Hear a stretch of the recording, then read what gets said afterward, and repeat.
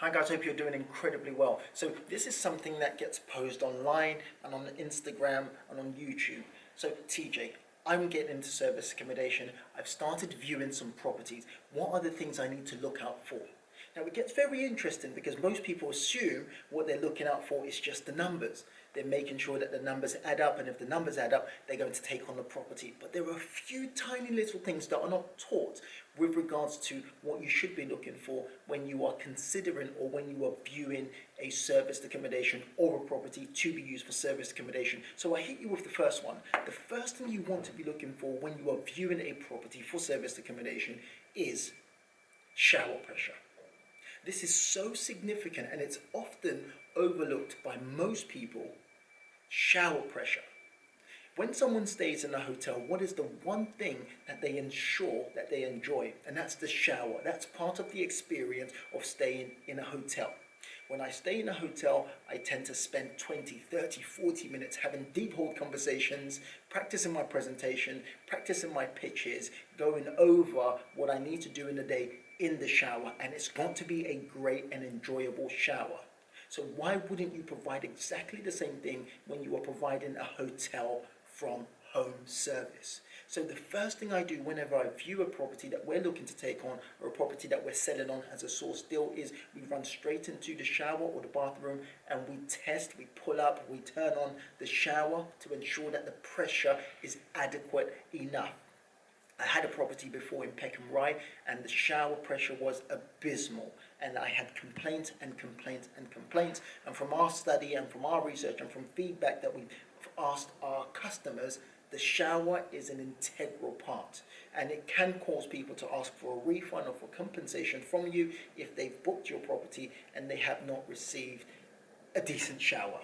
To you it might sound really simple and really plain, but that's part of what they've paid for and that's part of the experience. So I hope that makes sense. Number two, if you are close to a high street or if you are close to a busy road, you've got to ensure that you test out. I'm not talking about using a device, you can do it by ear, just to make sure that the place is habitable or it's suitable to sleep, because the model that we teach is you put a sofa bed in the front room, and if the front room is near a busy road, it means someone's not going to be able to sleep, so therefore there will be complaints and there will be people who are not happy with the service that you've provided. Now of course you can say it's not your fault that it's on a busy road, but of course it's your fault because you chose to take on that property and provide that service. So what else have we got?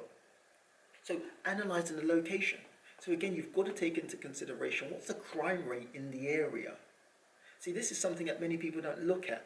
So we look at taking on a serviced accommodation unit and we do the figures solely based on what works for us. But remember, you are in the service-led business. You're in the hospitality business, which means you are providing a service for people who have the choice of staying in a hotel, but they choose to stay with you.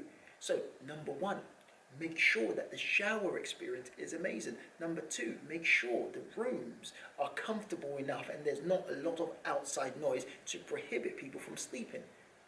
Number three, make sure that the location is a safe location, because there are certain areas, and this is the truth, service accommodation doesn't work everywhere, because that's what's said on the tin. You can take on a serviced accommodation and it's going to work in and around the entire village and country and city. That's not the truth. There are certain places that have high crime rates, but people still visit those areas.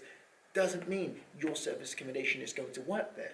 What you don't want is a situation whereby one of your customers, one of your guests is harassed or is robbed or is mugged, and it's in association with your property.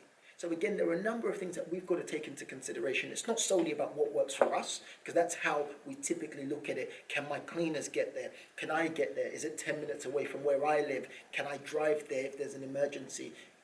These are typically what people look at from a one-sided point of view, which is typically our point of view. But you can't grow a business if you're looking solely at how it benefits you. You've got to consider how it is, what the experience is going to be like for your clients as well. So that's my three top 10 things you've got to be looking at when you are considering a serviced accommodation.